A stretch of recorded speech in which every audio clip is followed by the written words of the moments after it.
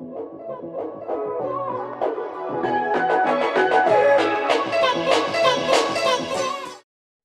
guys, on the menu today is a beef stir fry on a bed of cauliflower rice. So I've already marinated the beef just in salt and pepper, and it's in the fridge.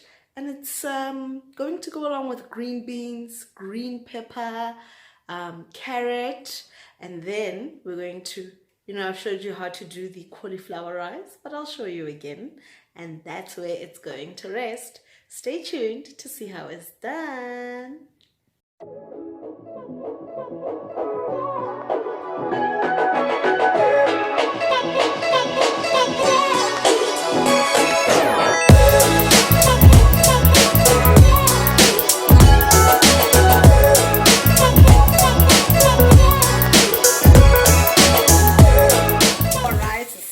Sizzling in here, basically on a low heat, low to medium, and in about 10 minutes it'll be done. So you just keep moving it around so it doesn't stick.